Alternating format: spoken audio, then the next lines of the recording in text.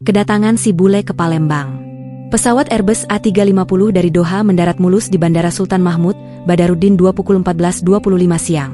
Welenie Muller, 28 tahun, turun dari pesawat dengan kemeja putih lengan digulung dan celana kargo krem.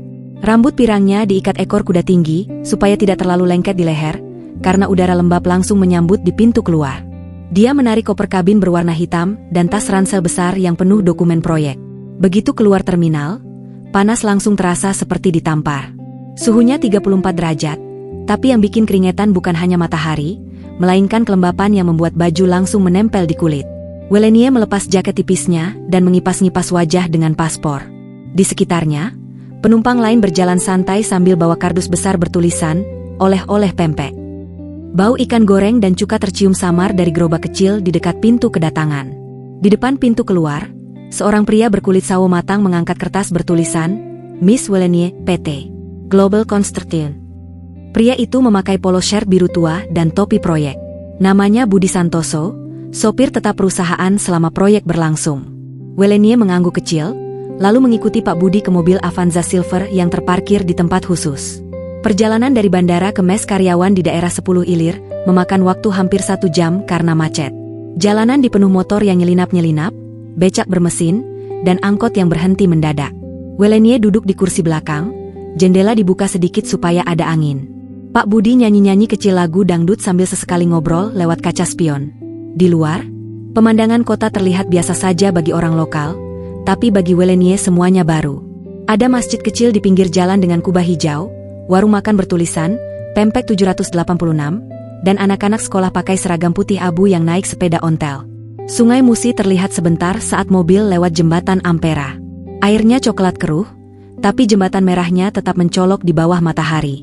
Mes karyawan terletak di sebuah rumah 2 lantai di komplek perumahan sederhana. Rumahnya bercat krem dengan pagar besi hitam. Di depan rumah ada pohon mangga dan pot bunga plastik warna-warni.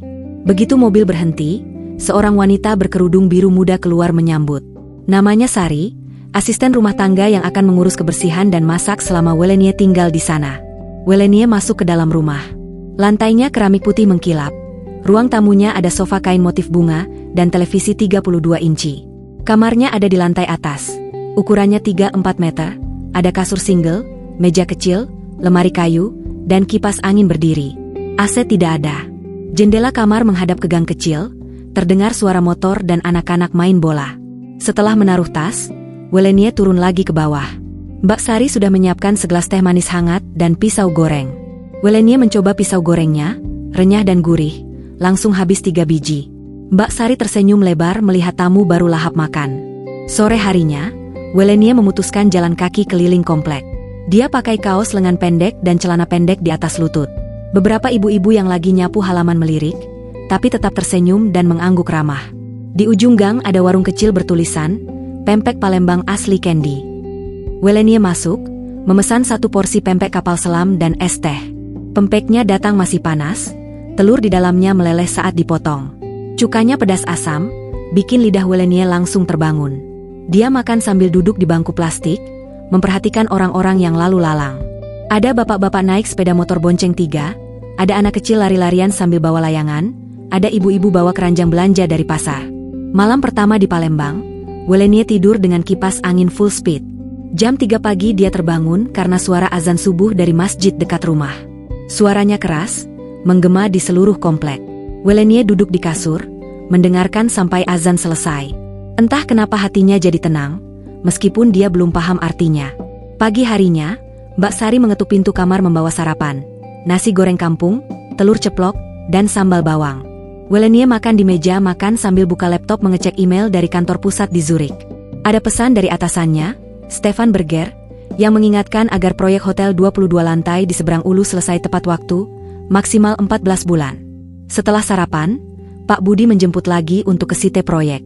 Lokasi proyek ada di tepi Sungai Musi, tidak jauh dari jembatan Ampera. Begitu sampai, Welenie langsung disambut puluhan pekerja yang pakai helm kuning dan rompi safety. Mereka melirik bule tinggi langsing yang turun dari mobil. Beberapa tersenyum, beberapa malah grogi. Site masih tahap pondasi. Kren besar berdiri tegak, truk-truk molen antre menuang beton, dan bau semen basah tercium kuat. Welenie mengeluarkan helm putihnya sendiri yang ada stiker bendera Swiss kecil di samping. Dia masuk ke kontainer office sementara, bertemu Reza, teknisi listrik lokal yang akan jadi penghubung dengan tim lapangan. Reza menjelaskan jadwal harian, mulai jam 7 pagi sampai jam 5 sore, istirahat makan siang jam 12.13, dan Jumat cuma sampai jam 11 karena salat Jumat. Welenie mengangguk-angguk sambil mencatat di buku kecilnya. Dia tidak banyak bicara, hanya memperhatikan dan mencerna semua informasi baru. Malamnya, setelah mandi dan ganti baju santai, Welenie naik ojek online ke jembatan Ampera. Dia ingin melihat lampu-lampu malam yang katanya cantik. Begitu sampai, jembatan memang sudah menyala warna-warni. Ada lampu merah, kuning, hijau yang berganti-ganti. Di bawah jembatan, perahu-perahu kecil hias membawa wisatawan keliling sungai. Welenie berdiri di trotoar, memotret dengan handphone. Angin malam agak sejuk, bau air sungai bercampur bau gorengan dari pedagang kaki lima. Dia membeli teh botol dan martabak manis kecil, lalu duduk di pinggir trotoar sambil makan. Banyak pasangan muda-muda duduk bersebelahan, beberapa pakai kerudung, beberapa tidak. Semuanya terlihat santai dan bahagia. Sebelum pulang, Welenie membuka WhatsApp dan mengirim foto jembatan Ampera ke grup keluarga di Swiss. Dia mengetik caption pendek. Kota ini panas banget, bau ikan, macet, berisik. Tapi entah kenapa aku sudah suka. Dia tersenyum sendiri membaca pesannya sendiri, lalu memesan ojek pulang ke mes. Di dalam motor, angin malam menerpa wajahnya. Palembang baru 1 hari, tapi sudah terasa seperti rumah yang aneh, ramai, dan penuh kejutan. Kerja keras, panas terik, dan teman baru. Hari kedua di Cité Proyek dimulai jam 6 pagi. Pak Budi sudah menunggu di depan mes dengan Avanza yang sama. Welenie keluar rumah pakai kemeja lengan panjang warna abu-abu, celana kargo panjang, sepatu safety hitam, dan topi proyek. Rambut pirangnya disembunyikan di dalam helm putih. Dia membawa tas kecil berisi laptop, botol air besar, dan kacamata hitam. Perjalanan ke Cité hanya 15 menit kalau tidak macet, tapi pagi itu macet parah karena ada truk mogok di depan pasar 16 Ilir. Welenie duduk diam, menatap jalanan yang ramai. Banyak motor lelet, pedagang keliling bawa gerobak mie ayam, dan anak sekolah naik angkot sambil bawa tas gede. Bau knalpot bercampur bau gorengan membuat perut Welenie sedikit mual. Sampai di Cité, matahari sudah naik tinggi meski baru jam 7. Suhu sudah 31 derajat dan terus naik. Cité Proyek berdebu, tanah merah basah karena semalam hujan. Pekerja sudah pada kumpul di bawah tenda besar, minum kopi hitam dari gelas plastik. Begitu melihat Welenie turun, beberapa melambai kecil, beberapa cuma melirik lalu balik ngobrol. Reza langsung mendekat membawa denah terbaru. Dia menjelaskan bahwa hari ini mulai pasang bore pile untuk pondasi dalam. Welenie mengangguk, lalu ikut ke lapangan melihat mesin bor besar yang sedang dipanaskan. Debu menempel di sepatunya, keringat mulai menetes di punggung. Dia tidak mengeluh, hanya minum air putih terus-terusan. Jam 10 pagi, Welenie bertemu Ilham untuk pertama kali. Ilham adalah asisten insinyur lapangan, lulusan Universitas Sriwijaya, umur 26 tahun. Badannya sedang, kulit sawo matang, selalu pakai kacamata kawat tipis. Dia membawa map tebal berisi laporan harian. Ilham menyapa dengan sopan, lalu langsung menjelaskan progres pengeboran. Welenie memperhatikan cara Ilham bicara, cepat tapi jelas, tidak banyak basa-basi. Sejak hari itu, Ilham selalu berada di dekat Welenie. Kalau ada masalah di lapangan, Ilham yang lari duluan cek. Kalau Welenie butuh data, Ilham sudah siapin sebelum diminta. Mereka bekerja bareng tanpa banyak omong, tapi nyaman. Welenie suka karena Ilham tidak pernah meremehkan meskipun dia bule dan perempuan. Siang hari selalu jadi bagian tersulit. Panas paling terik jam 12.14. Semua pekerja istirahat di bawah tenda, makan nasi bungkus dari catering proyek, nasi, ayam goreng, tempe, sambal, dan telur dadar. Welenie duduk di pojok kontainer office yang ada kipas angin. Dia buka sepatu, kaki penuh debu merah. Keringat membasahi baju sampai basah kuyup. Suatu siang, helm safety Welenie jatuh dari meja kontainer, menggelinding sampai ke tepi sungai. Angin kencang membuat helm meluncur cepat lalu plop, tenggelam di sungai Musi. Welenie cuma bengong. Tiba-tiba 2 anak kecil naik perahu kayu kecil mendayung cepat, menyelam sebentar, lalu muncul bawa helm basah. Mereka naik ke tepian, kasih helm ke Welenie sambil minta foto bareng. Welenie tertawa, ambil foto pakai handphone, lalu kasih uang 50.000. Anak-anak senang sekali, langsung dayung pergi lagi. Hari demi hari berlalu dengan ritme yang sama. Bangun subuh karena azan, sarapan nasi goreng atau bubur ayam buatan Mbak Sari, ke Site jam 7, pulang jam 5 sore kalau tidak lembur. Welenie mulai terbiasa panas, terbiasa debu, terbiasa bau semen. Badannya jadi lebih coklat, rambutnya sering diikat tinggi supaya tidak gerah. Setiap kali azan berkumandang, semua pekerja berhenti kerja. Mereka ambil sajadah dari loker, wudu di keran air dekat musala kecil, lalu salat berjamaah. Welenie biasa duduk di kontainer, memperhatikan dari jendela kaca. Gerakan mereka rapi, serentak, tenang. Setelah salat selesai, mereka kembali kerja dengan wajah lebih segar. Welenie penasaran, tapi belum berani tanya. Satu sore setelah lembur sampai jam 7 malam, Ilham mengajak Welenie dan beberapa teman proyek makan di rumah makan Pindang Musiraya. Mereka naik 2 motor. Ilham bonceng Welenie, Reza dan 2 mandor naik motor lain.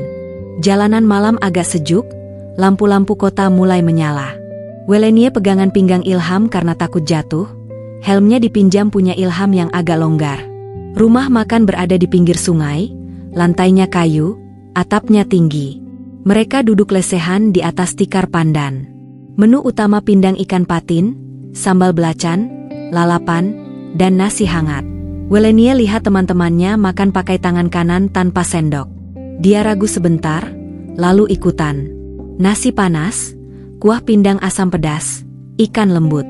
Welenie makan 2 piring tanpa sadar. Semua pada ketawa lihat bule lahap makan. Malam itu Welenie pulang dengan perut kenyang dan hati senang.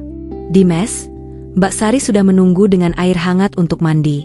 Welenie mandi lama, duduk di bawah shower sambil mikir. Palembang panas, berisik, macet, tapi orang-orangnya ramah sekali. Mereka tidak aneh-aneh sama dia meskipun beda warna kulit dan bahasa. Minggu ketiga, Welenie mulai ikut rapat pagi di musala proyek. Bukan salat, cuma duduk di belakang mendengarkan mandor senior kasih pengarahan. Setelah rapat selesai, biasanya ada teh manis dan kue-kue kecil dibagi gratis. Welenie selalu ambil 2, 1 dimakan di tempat, 1 dibawa ke kontainer. Satu hari ada kecelakaan kecil. Seorang tukang jatuh dari scaffolding setinggi 3 meter. Semua panik. Ilham langsung lari bantu angkat ke mobil proyek, bawa ke rumah sakit terdekat. Welenie ikut di mobil, pegang tangan tukang itu yang kesakitan. Di rumah sakit, ternyata cuma keseleo dan luka lecet. Semua lega. Ilham yang bayar biaya rumah sakit dulu, lalu minta ganti ke kantor. Malamnya, Welenie kirim pesan WhatsApp ke Ilham, "Terima kasih sudah cepat tanggap." Ilham balas singkat, "Sama-sama, Miss." Sejak itu, mereka mulai sering saling kirim pesan kalau ada update proyek. Kadang Ilham kirim foto progres, kadang Welenie kirim foto denah yang sudah direvisi. Bulan pertama di Palembang berakhir dengan Welenie yang sudah tidak kaget lagi sama panas, macet, dan azan keras. Dia bahkan mulai suka makan pempek setiap hari, suka ngopi hitam tanpa gula di warung dekat Site, dan suka duduk di teras mes malam-malam sambil lihat bintang. Palembang mulai terasa seperti tempat yang bisa dia panggil rumah untuk sementara. Di lemari kamarnya sekarang ada beberapa baju batik lengan panjang yang dibelikan Mbak Sari dari pasar 16 Ilir. Ada sandal jepit murah warna pink. Ada botol minum besar bertulisan Palembang Emas. Welenie tersenyum setiap buka lemari. Dia tidak tahu kenapa, tapi dia sudah betah. Ramadan datang, bule ikut puasa, tanpa sengaja. Awal Mei, udara Palembang masih sama panasnya, tapi ada yang berbeda di Site proyek. Pekerja mulai pulang lebih awal, sekitar jam 3 sore. Warung-warung di sekitar Site mulai menumpuk kolak pisang, es buah, dan kurma impor. Spanduk bertulisan, "Marhaban ya Ramadan," terpasang di gerbang masuk proyek. Welenie baru tahu dari Reza bahwa besok sudah masuk bulan puasa. Malam pertama Ramadan, Welenie pulang ke mes seperti biasa. Mbak Sari sudah menyiapkan menu buka puasa. Kolak pisang, kurma, air putih, dan nasi goreng kecil. Mbak Sari makan di dapur, Welenie makan di ruang makan sendirian. Jam 7 malam, Azan maghrib berkumandang keras dari masjid dekat mes. Mbak Sari langsung berhenti makan, ambil air, minum pelan. Welenie ikut berhenti makan, meskipun dia tidak puasa. Entah kenapa, rasanya tidak enak kalau makan sendirian sementara orang lain menahan lapar. Keesokan harinya, Site proyek tetap buka, tapi suasananya lebih santai. Pekerja datang jam 7, kerja sampai jam 3, lalu pulang mandi dan tidur siang. Welenie tetap masuk jam 7 pagi sampai 5 sore karena dia tidak puasa. Tapi anehnya, dia mulai merasa tidak enak kalau makan atau minum di depan orang lain. Hari pertama, dia makan siang di kontainer sendirian. Hari kedua, dia cuma minum air putih diam-diam di belakang kren. Hari ketiga, dia memutuskan tidak makan dan tidak minum dari subuh sampai maghrib. Sama seperti yang lain. Badannya langsung terasa lemas. Panas tambah terasa, kepala agak pusing, tapi Welenie keras kepala. Dia tetap jalan keliling Site, cek borepile, rapat kecil sama mandor. Ilham memperhatikan, tapi tidak bertanya apa-apa. Hanya diam-diam menaruh botol air dingin di meja Welenie, kalau azan maghrib sudah dekat. Hari keempat puasa, Ilham mengajak Welenie buka puasa di masjid kecil dekat Site.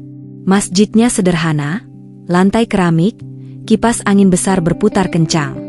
Begitu masuk, Welenie langsung disambut puluhan pasang mata. Ada bapak-bapak, ibu-ibu, anak kecil, semua duduk lesehan di atas tikar. Di depan sudah tertata nampan-nampan berisi kurma, kolak, gorengan, dan air mineral gelas. Azan maghrib berkumandang. Semua langsung ambil kurma, makan 3 butir, lalu minum air. Welenie ikut duduk di barisan belakang, ambil kurma, makan pelan. Rasanya manis sekali, lebih manis dari kurma yang pernah dia makan di Swiss. Setelah itu semua salat maghrib berjamaah. Welenie duduk di pojok, memperhatikan gerakan rapi ratusan orang. Setelah salat selesai, makanan dibagi lagi, nasi kotak, ayam goreng, telur balado. Semua makan lahap sambil ngobrol santai. Malam itu Welenie pulang naik motor boncengan Ilham. Perut kenyang, hati tenang. Dia tidak tahu kenapa, tapi ikut puasa beberapa hari membuat dia merasa lebih dekat dengan orang-orang di sekitarnya. Seminggu berlalu, Welenie tetap ikut puasa tanpa bilang ke siapa-siapa. Dia bangun subuh karena alarm handphone, makan sahur nasi goreng buatan Mbak Sari, lalu tidur lagi sampai jam 6. Badannya mulai kurus sedikit, pipi agak cekung, tapi matanya lebih bercahaya. Mbak Sari cuma tersenyum setiap lihat Welenie lahap makan sahur. Satu malam, Ilham mengajak Welenie tarawih di Masjid Agung Palembang. Mereka naik motor, sampai di masjid jam 8 malam. Masjid besar, lantainya marmer dingin, lampu kristal besar menggantung di langit-langit. Ribuan orang sudah memenuhi lantai 1 dan 2. Welenie pakai kaos lengan panjang dan celana panjang, rambut diikat rapi. Dia duduk di barisan paling belakang khusus perempuan, memperhatikan imam membaca Al-Quran dengan suara merdu. Setelah tarawih selesai, orang-orang tidak langsung pulang. Banyak yang duduk-duduk, baca Al-Quran sendiri, atau ngobrol pelan. Welenie duduk diam, menikmati suasana. Ada anak kecil tidur di pangkuan ibunya, ada bapak-bapak ngantuk sambil kipas-kipas pakai koran. Semua terasa hangat, ramah, dan damai. Malam takbiran tiba. Ilham mengajak Welenie keliling kota naik motor. Mereka mulai dari jembatan Ampera yang lampunya warna-warni, lalu ke benteng Kuto Besak, terus ke pasar Kuto. Jalanan macet tapi semua orang senyum. Beduk ditabuh keras dari masjid-masjid, lampu hias berbentuk bulan sabit menyala di mana-mana. Anak-anak kecil bawa obor mainan, orang dewasa pakai baju koko dan sarung baru. Welenie duduk di boncengan, memegang pinggang Ilham erat-erat. Angin malam menerpa wajah, bau kue kering dan petasan tercium di udara. Mereka berhenti di tepi sungai Musi, duduk di trotoar sambil lihat perahu hias lewat. Welenie diam saja, matanya berkaca-kaca. Dia tidak tahu kenapa, tapi dadanya sesak. Bukan sedih, tapi perasaan penuh yang sulit dijelaskan. Besoknya hari raya Idul Fitri. Site proyek libur 3 hari. Welenie ikut salat Id di Masjid Agung bersama ribuan orang. Dia pakai baju kurung biru muda yang dibelikan Mbak Sari dari pasar. Rambutnya ditutup kerudung instan warna senada. Setelah salat, Semua saling maaf-maafan. Welenie ikut antre, banyak orang yang jabat tangannya sambil bilang, mohon maaf lahir batin. Ada yang peluk dia, ada yang cium tangan. Welenie cuma tersenyum, mata basah. Siang harinya, Welenie diajak Ilham open house ke rumahnya di daerah Sekip. Rumah Ilham sederhana, lantai keramik, halaman kecil ada pohon rambutan. Ibunya Ilham, Bu Fatimah, langsung peluk Welenie begitu masuk pintu. Meja makan penuh makanan, ketupat, opor ayam, rendang, sambal goreng ati, kue kering berbagai macam. Welenie makan banyak, perut kenyang sampai sore. Malam hari, Welenie pulang ke mes sendirian naik ojek online. Di kamar, dia buka handphone, telepon ibunya di Swiss lewat video call. Ibunya kaget lihat Welenie pakai kerudung. Welenie cuma bilang bahwa dia ikut puasa 1 bulan penuh tanpa rencana, dan sekarang rasanya aneh kalau harus makan babi lagi atau minum bir. Ibunya diam lama, lalu cuma bilang supaya Welenie jaga kesehatan. Sebelum tidur, Welenie buka jendela kamar. Angin malam masuk, bawa suara beduk terakhir dari masjid. Dia duduk di lantai, buka notebook kecilnya, tulis 1 kalimat. Ramadan ini aku tidak cari apa-apa, tapi aku seperti menemukan rumah yang selama ini aku tidak tahu ada. Dia tutup buku, matikan lampu, tidur dengan hati yang jauh lebih ringan dari sebulan lalu. Hati mulai goyang, pertanyaan besar muncul. Lebaran selesai, site proyek kembali normal. Pekerja datang dengan semangat baru, baju safety masih wangi sabun colek. Welenie juga masuk seperti biasa, tapi ada yang beda di dalam dirinya. Setelah 1 bulan penuh puasa tanpa rencana, dia jadi sering bengong sendiri. Rasa lapar dan haus Ramadan ternyata meninggalkan bekas yang dalam. Dia tidak lagi mau makan daging babi yang kadang ada di catering proyek. Kalau ada bir di acara kecil-kecilan tim, dia otomatis menolak gelas yang ditawarkan. Setiap kali azan, dia tidak lagi duduk diam di kontainer. Dia ikut ke musala, ambil sajadah paling belakang, lalu tiru gerakan salat yang pernah dilihatnya selama Ramadan. Dia belum baca apa-apa, cuma gerakan, berdiri, ruku, sujud, duduk, salam. Kadang keningnya sampai lantai terlalu keras. Bunyinya, plok. Beberapa pekerja lihat, tapi tidak ada yang menertawakan. Mereka malah senyum kecil, seperti senang ada yang ikut-ikutan. Satu sore pulang kerja, Ilham memberi Welenie sebuah buku tebal berwarna hijau tua. Judulnya, The Quran English Translation. Ilham cuma bilang itu buat baca kalau penasaran. Welenie langsung bawa ke kamar, taruh di meja belajar. Malam itu juga dia mulai baca dari surah Al-Fatihah. Dia baca pelan-pelan, 1 ayat demi 1 ayat. Bahasa Inggrisnya mudah, tapi maknanya masuk ke dalam hati seperti air masuk ke tanah kering. Dia baca sampai jam 1 malam, sampai matanya perih. Hari berikutnya, pertanyaan-pertanyaan mulai bermunculan. Dia tanya Ilham lewat WhatsApp, kenapa perempuan pakai jilbab, kenapa babi haram, kenapa salat 5 waktu, kenapa harus wudu dulu. Ilham jawab singkat, pakai ayat atau hadis pendek, tidak pernah memaksa.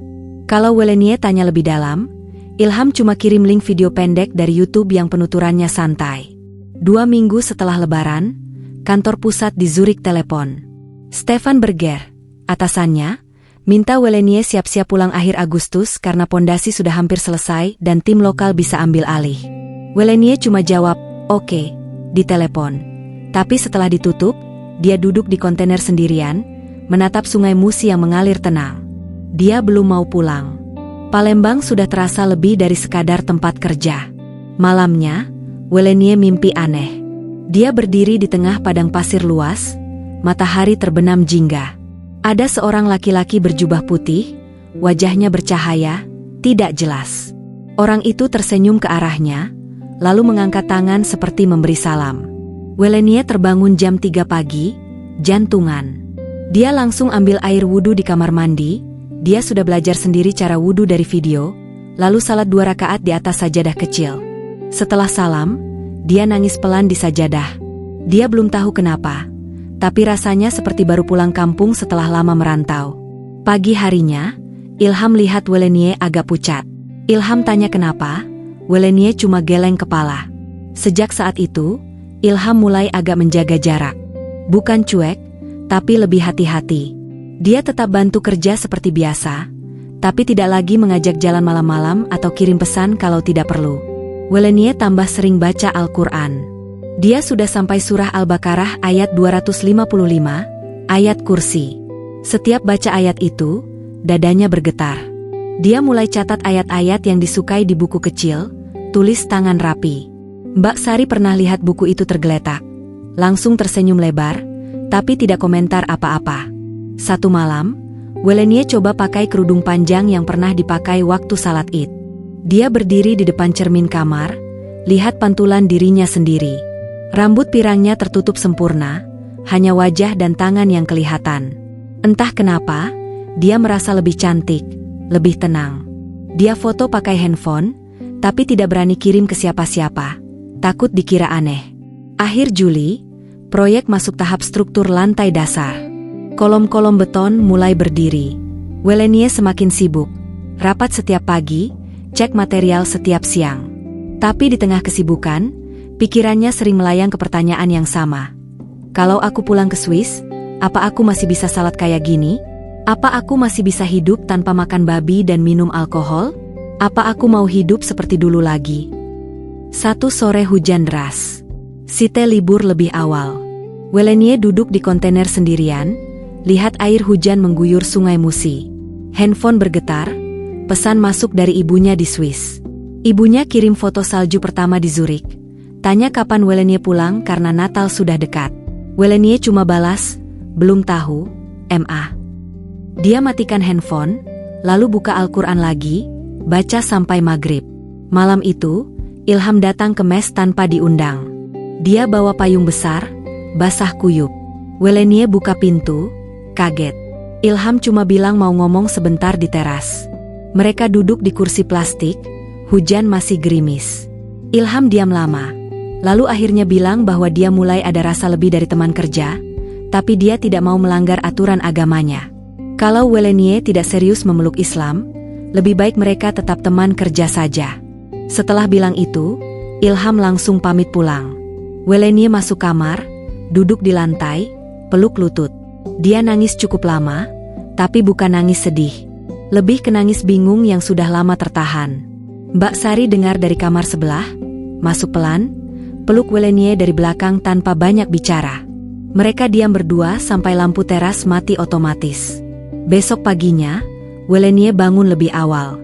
Dia wudu, salat subuh dengan gerakan yang sudah lebih rapi. Setelah salam, dia duduk lama di sajadah, lalu buka laptop, cari kontak ustazah perempuan di Palembang yang bisa mengajar privat. Dia temukan nomor Umi Aisyah, ustazah muda yang terkenal ramah sama mualaf. Welenie kirim pesan singkat, ingin belajar Islam dari nol, serius. Umi Aisyah balas cepat, janjian ketemu besok sore di rumahnya di daerah Bukit Kecil. Welenie tutup handphone, lihat langit-langit kamar. Hatinya sudah mantap. Dia tidak tahu jalan ke depan bakal seperti apa. Tapi dia tahu dia sudah tidak bisa balik ke hidup yang dulu lagi. Palembang, panasnya, macetnya, pempeknya, azannya, orang-orangnya, sudah mengubah dia selamanya. Pengakuan cinta dan badai datang. Proyek hotel sudah masuk lantai 3. Kren besar bekerja setiap hari, besi-besi bertumpuk, suara mesin bor dan palu terus terdengar dari pagi sampai sore. Welenie tetap datang jam 7 pagi, pulang jam 6 malam.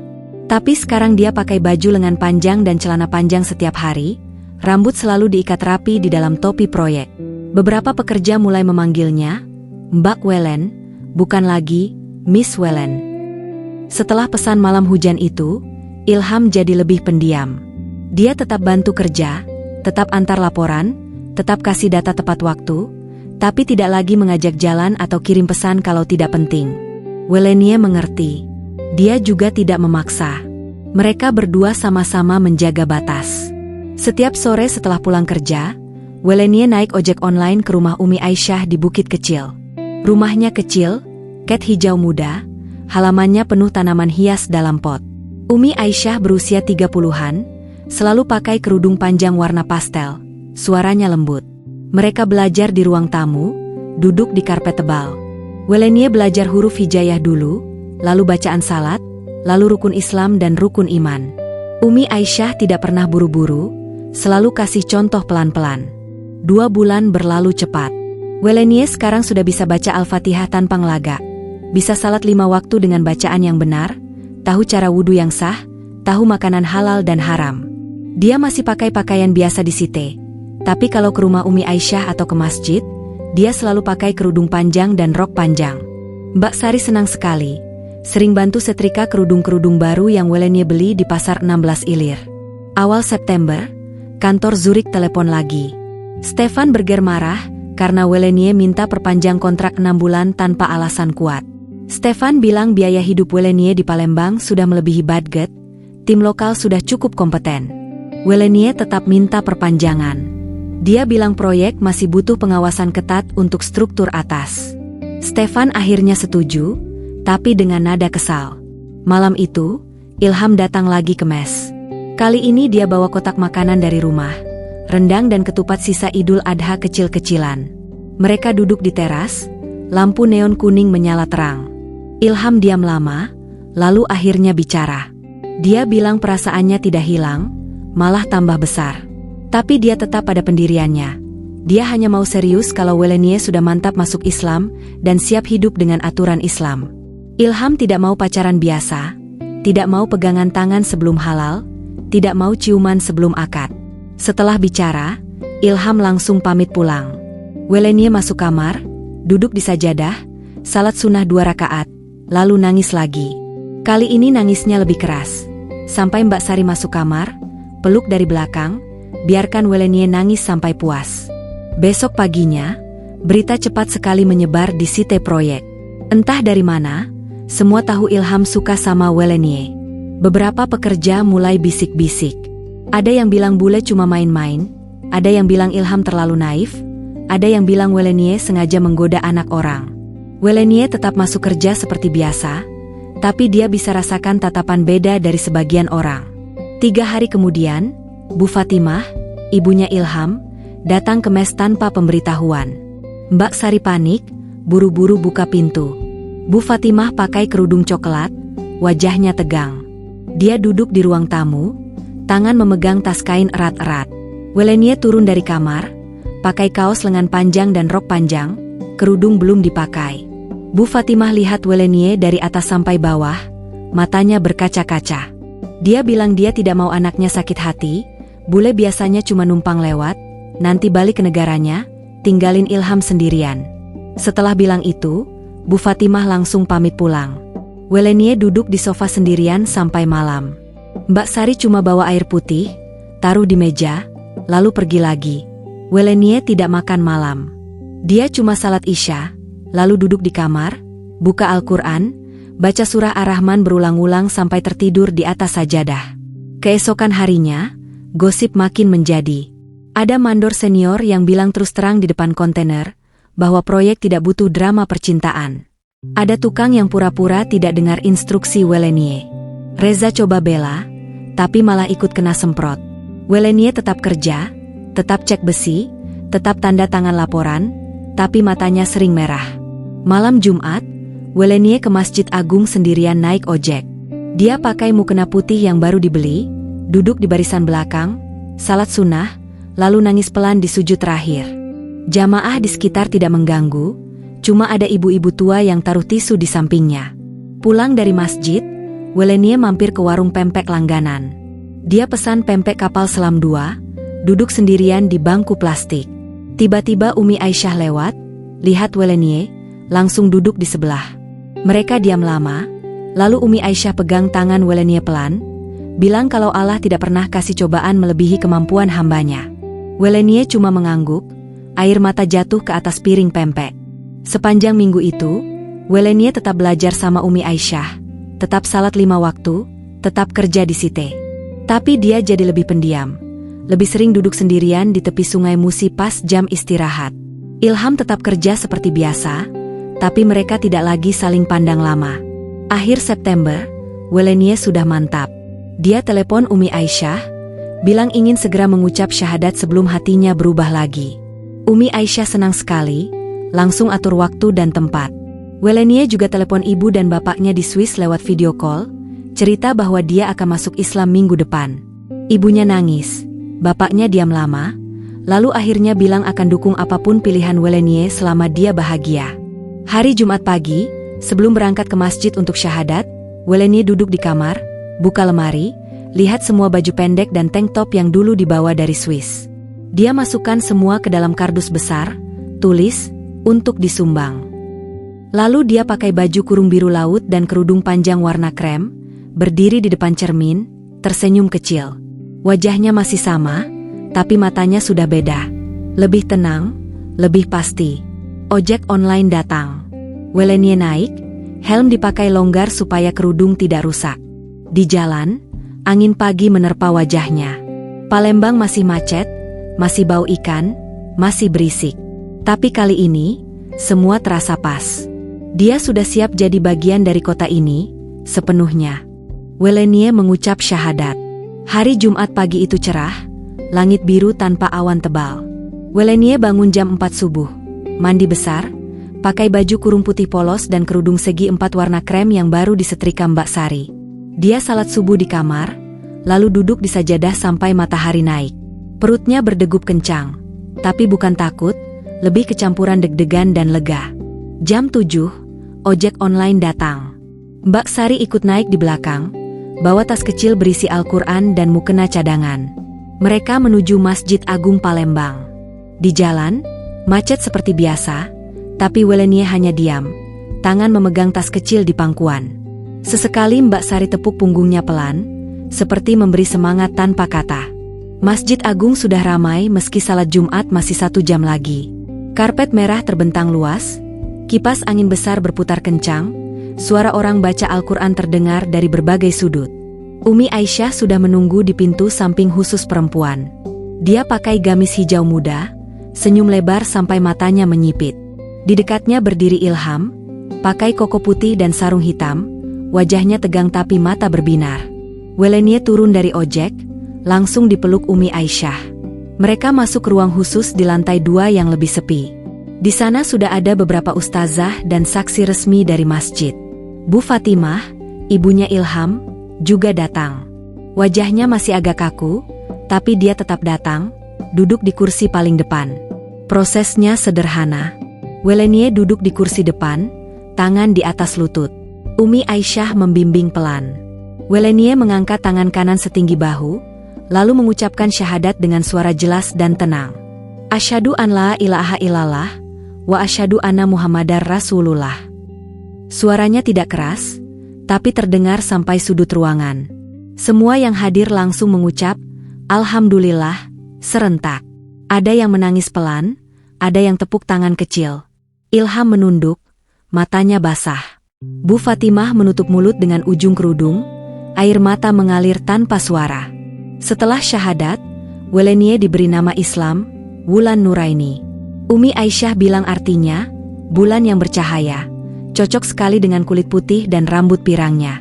Wulan langsung tersenyum lebar mendengar nama barunya. Semua langsung memanggil, Wulan, berkali-kali sampai terasa akrab. Usai acara kecil di ruang atas, Wulan turun ke lantai utama untuk salat Jumat pertama sebagai muslimah.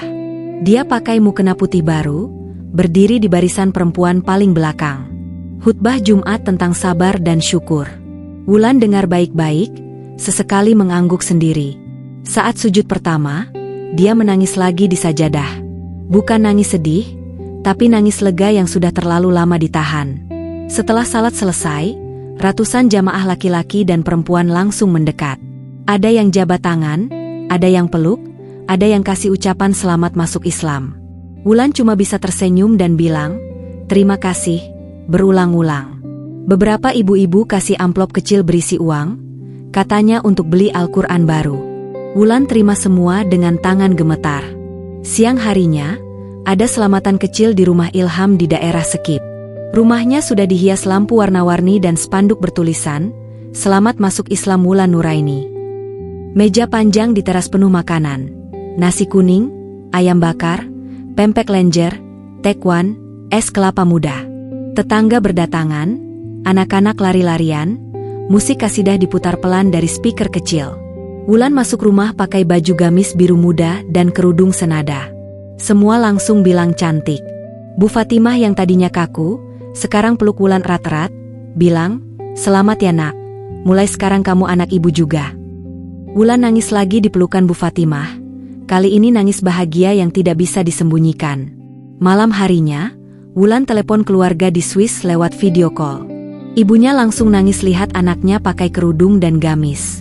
Bapaknya cuma diam, tapi matanya merah. Mereka bilang bangga, meskipun masih agak bingung. Adik perempuannya, Anna, malah senang sekali, langsung minta diajari baca Al-Fatihah lewat video call. Wulan ajarin pelan-pelan, sampai Anna bisa meski ngelagak.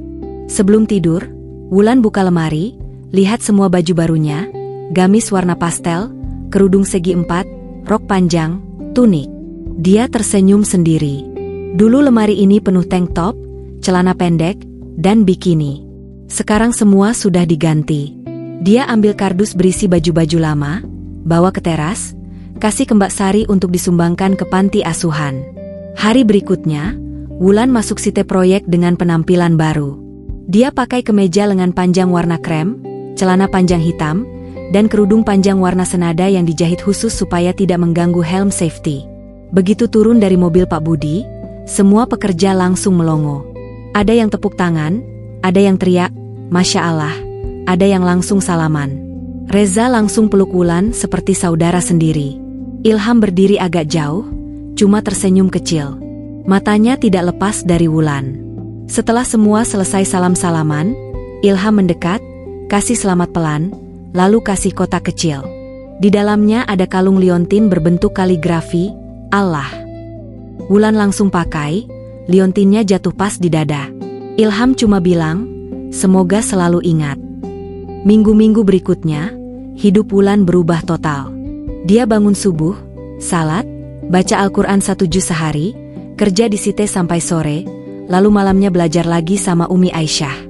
Orang-orang di site sekarang memanggilnya Mbak Wulan, dengan hormat. Gosip buruk sudah hilang sama sekali. Malah banyak yang bilang Ilham beruntung punya calon yang cantik dan pintar.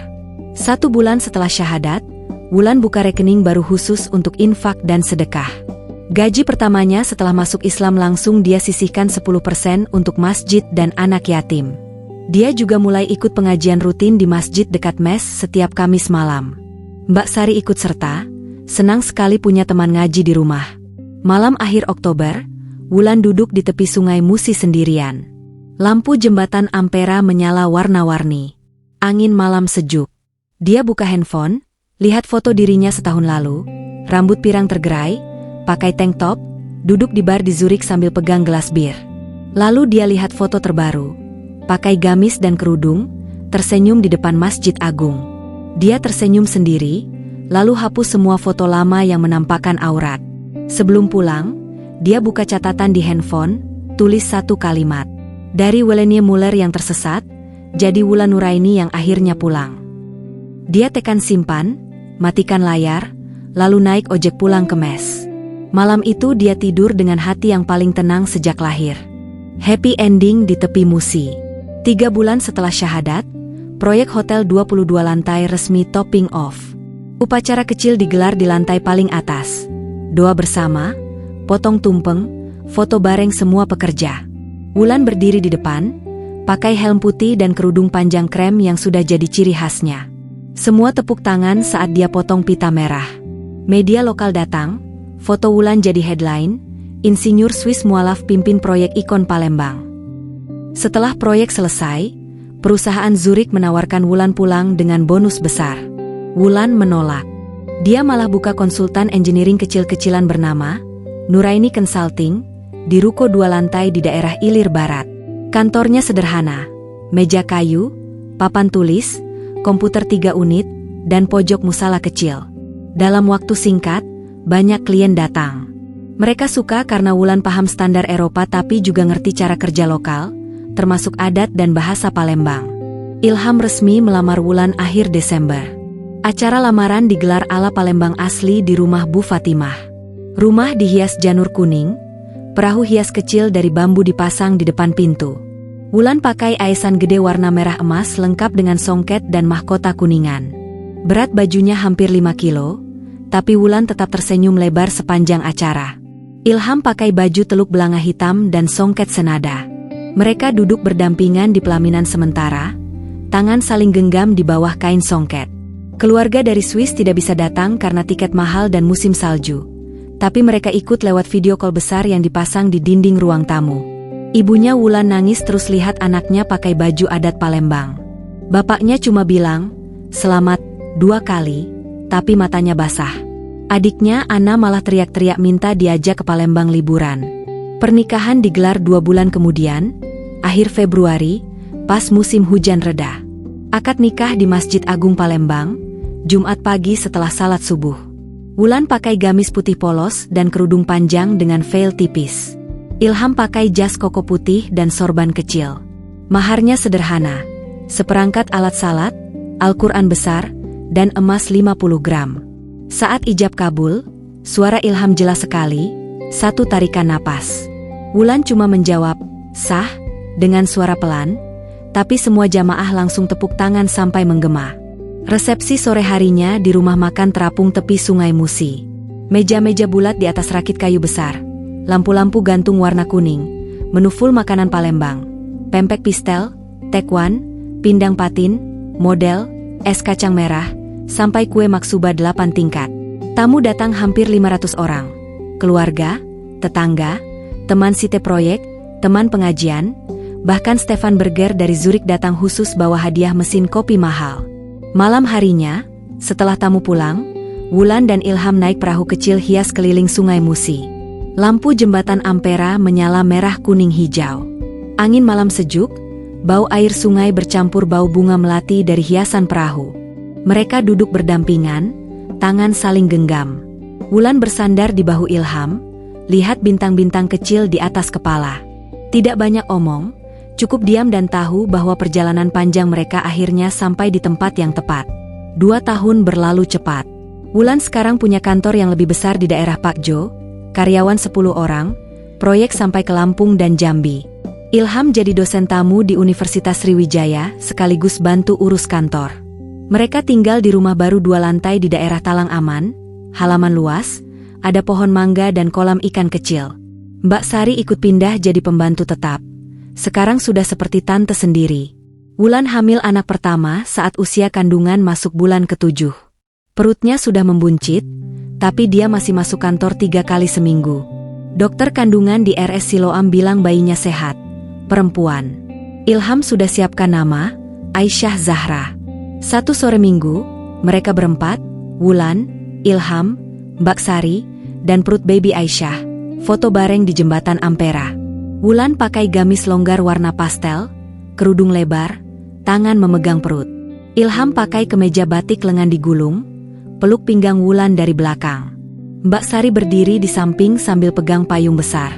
Mereka foto pakai timer handphone, latar belakang Sungai Musi dan langit senja orange. Malamnya, Wulan upload foto itu ke Instagram dengan caption panjang. Dari Swiss ke Palembang cuma butuh 12 jam naik pesawat.